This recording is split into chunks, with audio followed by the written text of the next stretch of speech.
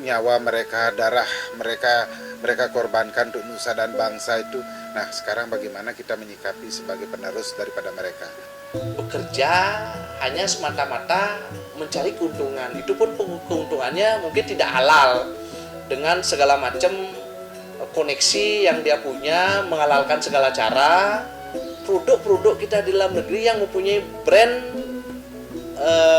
hasil karya anak negeri itu tidak kalah saing kok dari luar.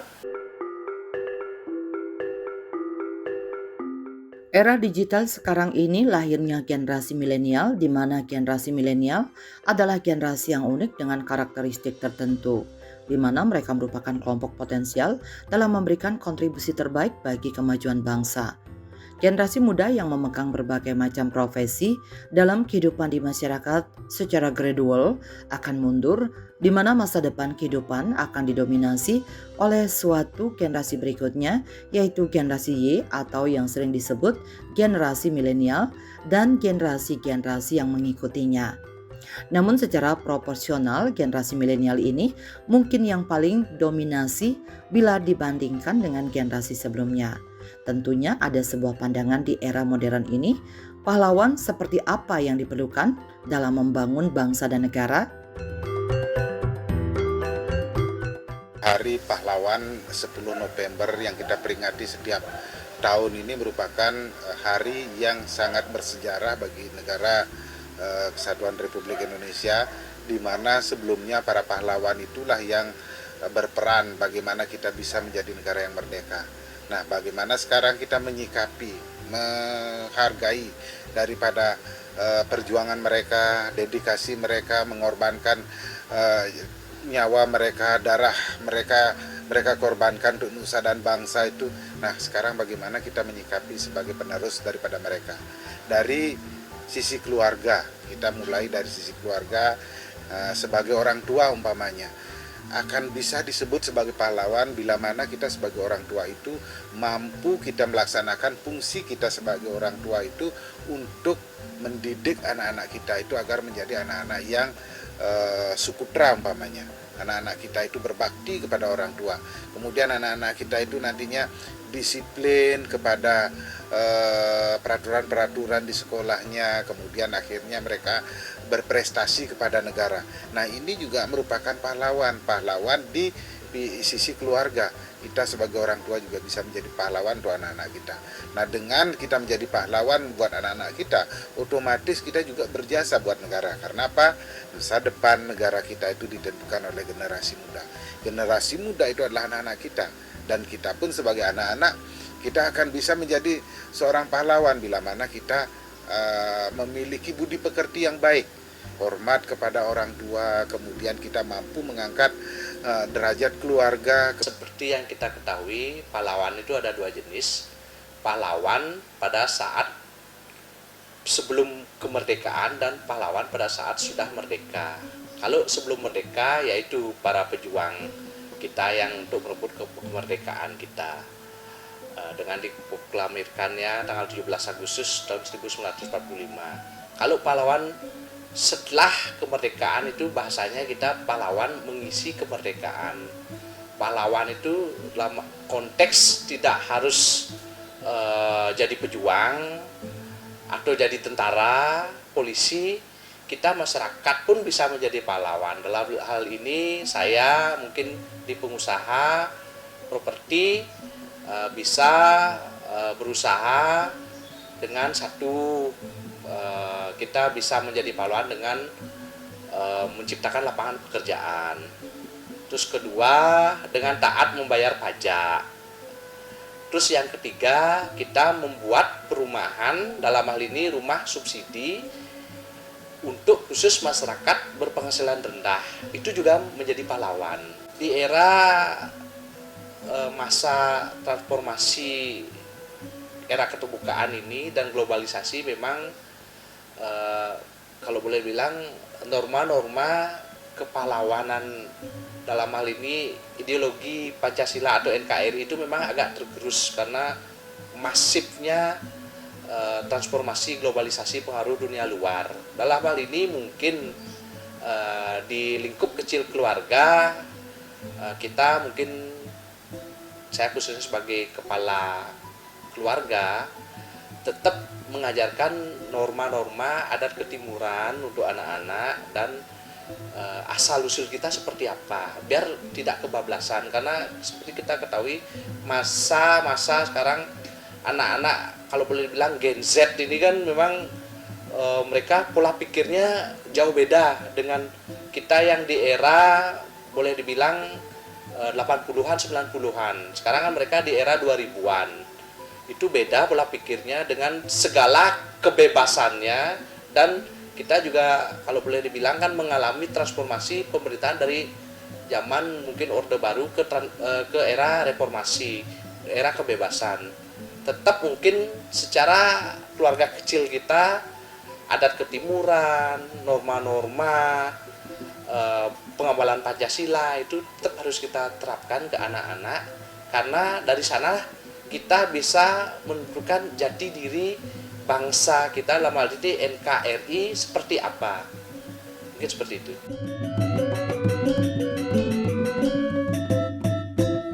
Dalam rangka memperingati perjuangan rakyat Indonesia yang gugur dalam pertempuran 10 November 1945 di Surabaya, dijadikan pengingat kenapa 10 November dijadikan Hari Pahlawan.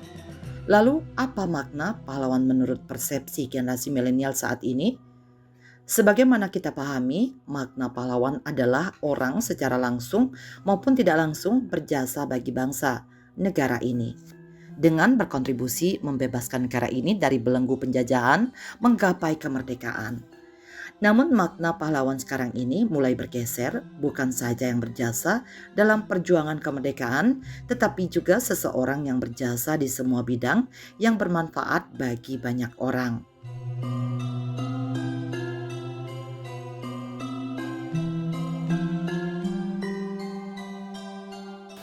Pahlawan di pengusaha, kita memang optimal dalam hal ini bekerja bukan hanya untuk mencari keuntungan semata. Kita bekerja juga biar bisa bermanfaat bagi masyarakat luas. Seperti saya sebutkan tadi, kita menciptakan lapangan pekerjaan, membayar pajak, membangun yang bermanfaat untuk masyarakat luas. Dalam hal ini mungkin masyarakat menengah ke bawah. Terus kalau penjajahan dalam arti mungkin di pengusaha, yaitu mungkin mohon maaf pengusaha-pengusaha yang notabene bekerja hanya semata-mata mencari keuntungan. Itu pun keuntungannya mungkin tidak halal, dengan segala macam koneksi yang dia punya, menghalalkan segala cara.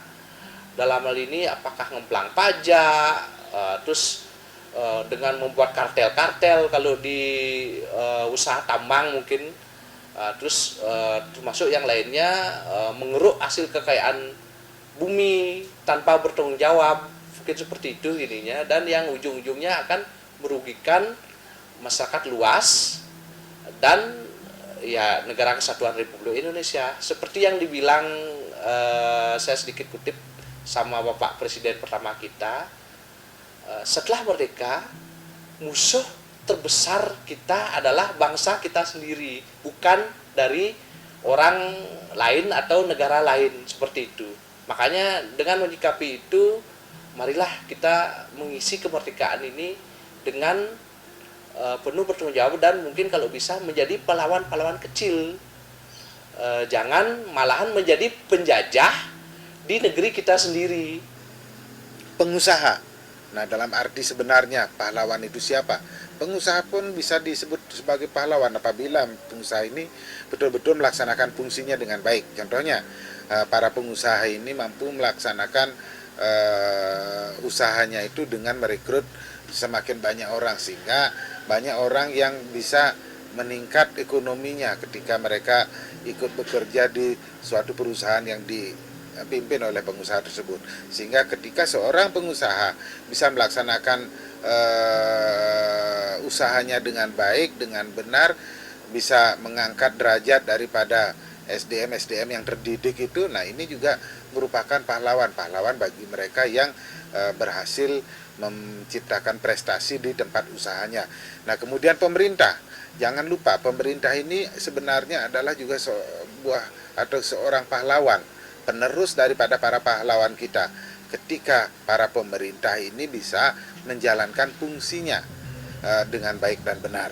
Tetapi bila pemerintah ini melaksanakan fungsinya tidak baik dan benar, itu tidak beda istilahnya dengan para penjajah. Sehingga harapan kami oknum-oknum di pemerintahan yang mungkin melakukan korupsi, kemudian dan lain sebagainya yang merugikan negara, inilah penjajah yang sebenarnya. Tetapi pemerintah yang melaksanakan tugasnya dengan baik, bisa mengayomi benar-benar masyarakat, inilah pahlawan, penerus daripada para pahlawan yang sangat berjasa buat negara kita. Nah, kemudian bagaimana ketika kita memiliki putra-putri kita yang berprestasi, nah, bisa mengharumkan nama bangsa negara kesatuan Republik Indonesia. Inilah juga pahlawan yang sebenarnya. Pahlawan itu adalah seseorang atau individu yang mampu menciptakan hal positif terhadap negaranya, bisa mengharumkan nama negaranya, bisa mengharumkan keluarganya, bisa mengharumkan desanya, bisa mengharumkan daerahnya, bisa mengharumkan negaranya. Inilah pahlawan yang sebenarnya, yang merupakan penerus daripada pahlawan-pahlawan kemerdekaan kita dulu. Sehingga dengan adanya Hari Pahlawan 10 November 2024, mari kita bangkitkan semangat kita, semangat dan jiwa patriot kita untuk menjadi pahlawan sesuai dengan fungsi kita masing-masing. Bagi generasi milenial, pahlawan mungkin dapat dipersepsikan sebagai mereka yang dapat memberi perubahan ke arah lebih baik di masyarakat, atau mereka yang dapat membawa pengaruh positif bahkan menciptakan inovasi-inovasi untuk kehidupan. Melalui penciptaan lapangan pekerjaan akan memberikan pahlawan bagi pencari kerja dalam usaha mengurangi pengangguran. Sebagaimana kita ketahui, bangsa Indonesia saat ini telah memasuki fase berkembang menuju negara yang maju, sehingga diperlukan sebuah karya nyata dalam meningkatkan perekonomian bangsa. Seperti yang kita ketahui, di aspek ekonomi memang kita kan kalau boleh bilang belum sepenuhnya merdeka juga, karena baik ekonomi, teknologi kita kan masih dijajah sama negara luar. Ya, buktinya barang-barang elektronik yang kita pakai setiap hari itu kan kebanyakan dari negara luar, dan mentalitas kita juga dengan senang mengambil brand dari luar. Kalau saya sih sederhana aja, dengan kita mencintai produk dalam negeri, hal ini itu menjadi sumbangsi besar sekali untuk mempertahankan ketahanan ekonomi kita. Karena seperti yang kita ketahui, produk-produk kita di dalam negeri yang mempunyai brand hasil karya anak negeri itu tidak kalah saing kok dari luar.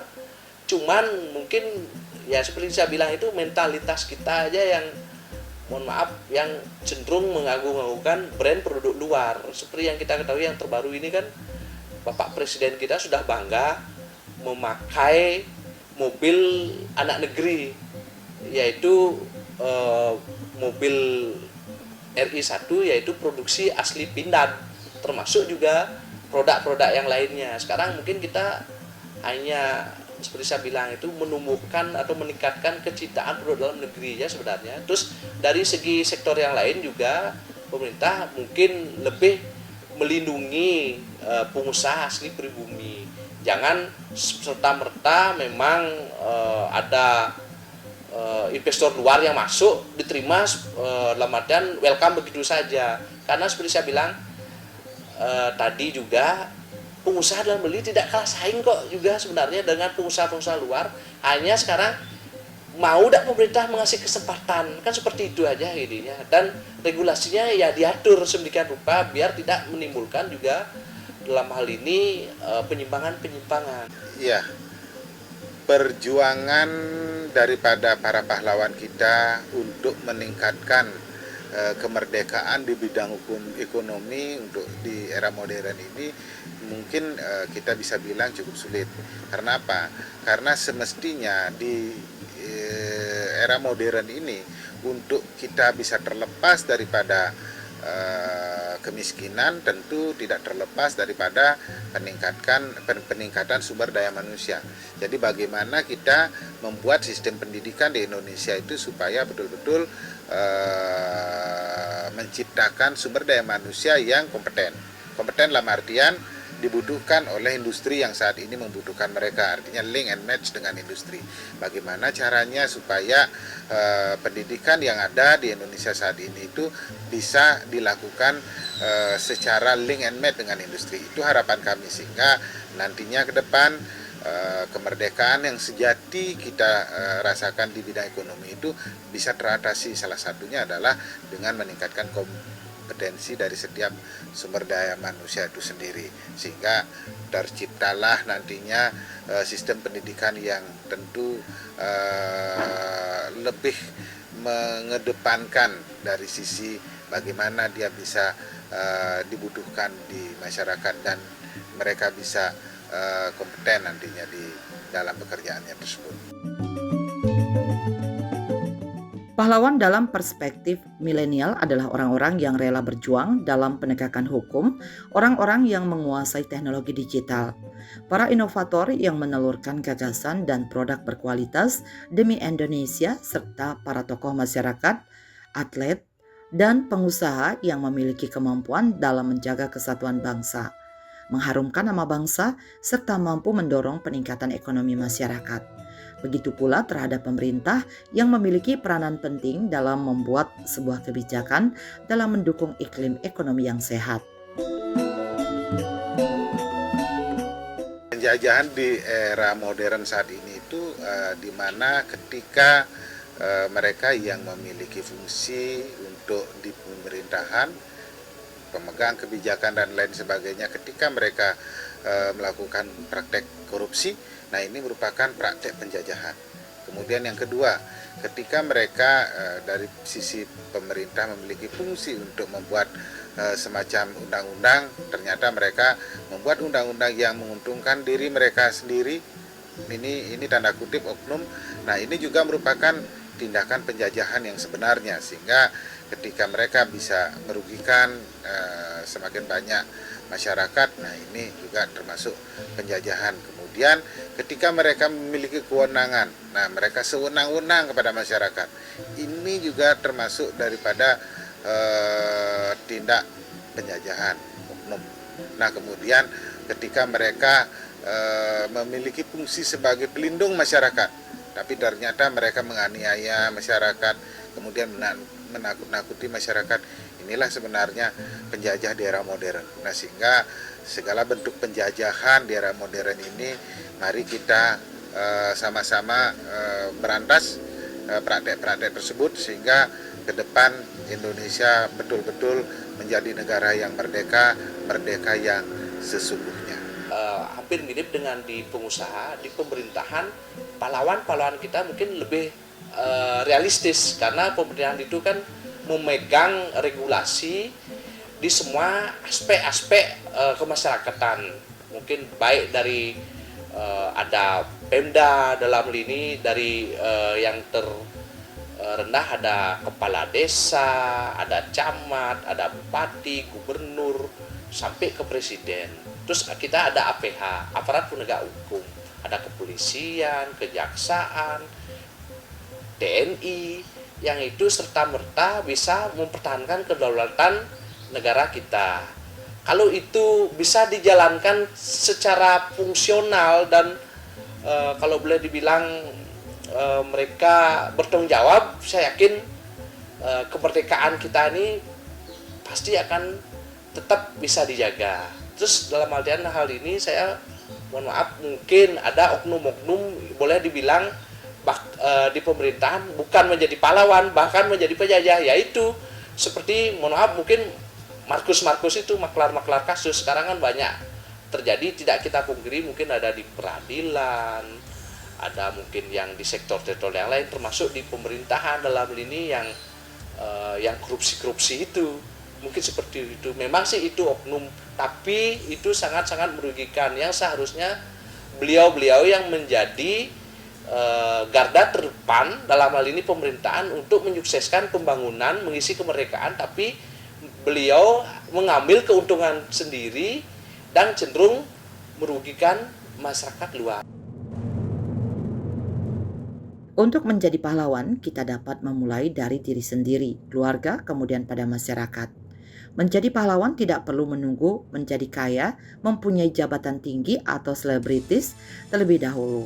Kita dapat memaksimalkan potensi yang kita miliki untuk bekerja memberikan manfaat yang terbaik buat orang lain. Masing-masing manusia bisa memberikan manfaat sesuai dengan keahlian di bidangnya. Apakah itu ilmu pengetahuan, teknologi, harta kekayaan, tenaga, pemikiran, dan keahlian lainnya. Bisa melalui sektor ekonomi, olahraga, seni, politik, sosial budaya, pertahanan, dan keamanan. Hal yang tidak kalah pentingnya ada membenahi idealisme generasi muda yang saat ini cenderung menurun.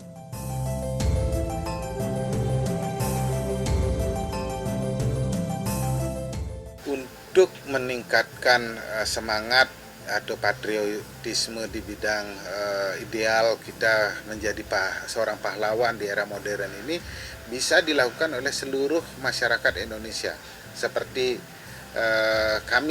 kami juga salah satu bagian daripada masyarakat yang tidak ada hubungannya dengan pemerintahan, kemudian tidak ada hubungannya dengan politik, tidak ada hubungannya dengan sistem di negara ini yang sifatnya sebagai penentu, tetapi kami hanya sebagai masyarakat biasa, kami juga merasa bertanggung jawab terhadap peningkatan daripada SDM Indonesia, sehingga praktek yang kami lakukan sebagai contoh di lapangan, kami mendirikan sebuah lembaga pelatihan untuk meningkatkan kompetensi daripada sumber daya manusia Indonesia, sehingga kami juga ikut berperan di bidang peningkatan sumber daya manusia, sehingga mereka nantinya bisa semakin meningkatkan derajat hidup keluarganya mereka masing-masing, sehingga nantinya akan menciptakan para pahlawan di bidang ekonomi keluarga dan masyarakat. Nah, kalau penjajahan di bidang idealisme seperti kita ketahui sekarang di zaman segala keterbukaan dan gempuran globalisasi ini memang banyak sekali paham-paham yang masuk. Seperti dulu kita kan di zaman Orde Baru menguatkan ideologi Pancasila untuk melindungi NKRI.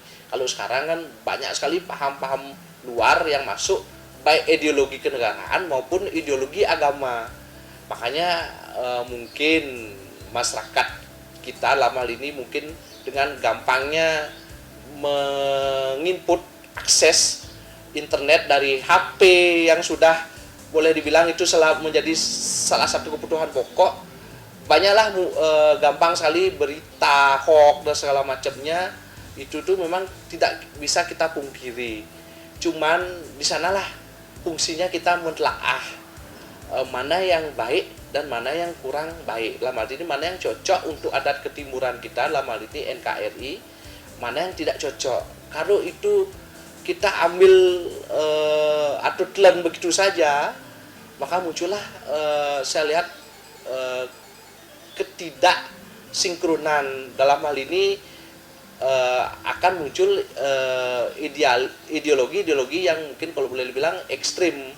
Akhirnya itu bisa merongrong negara kita. Seperti yang kita ketahui, Indonesia kan negara besar yang kalau boleh dibilang salah satu negara yang paling besar, dan kita paling lengkap baik dari sumber daya manusianya maupun sumber daya alamnya. Kalau sumber daya manusia, balik saya lebih dibilang kita banyak sekali ada pahlawan-pahlawan, dalam hal ini baik pahlawan ilmu pengetahuan, dalam hal ini penemu-penemu, terus termasuk juga birokrat-birokrat yang berprestasi dan pengusaha-pengusaha.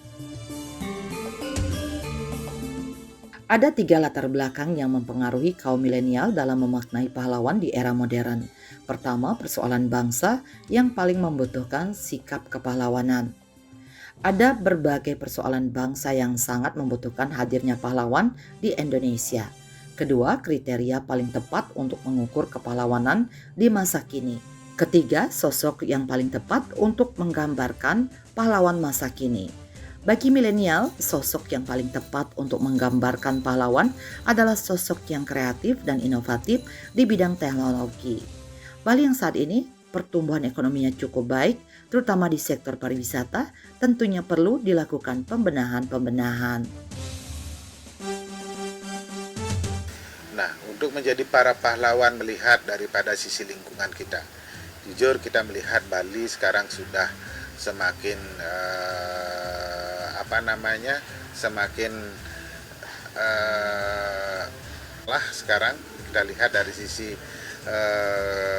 segala aspek kita melihat Bali itu sekarang banyak masalah, sehingga bagaimana kita sebagai masyarakat Bali kita bisa membuat suatu kegiatan atau ide kreatif kita agar kita bisa menyelamatkan lingkungan ini.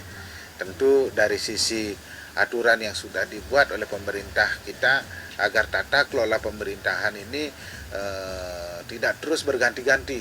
Kami setuju sekali dengan pola dipetakan sistem pembangunan semesta berencana itu agar ke depan bisa kita prediksi seperti apa nantinya 100 tahun ke depan Bali ini. Terutama kita adalah daerah yang terkenal dengan budayanya. Kita ingin melestarikan, kita ingin mempertahankan budaya kita supaya nanti bisa sampai ke anak cucu kita. Tentunya dengan pemetaan 100 tahun ke depan generasi muda Bali bisa eksis nantinya. Dengan demikian kita bisa menjadi pahlawan daripada lingkungan kita.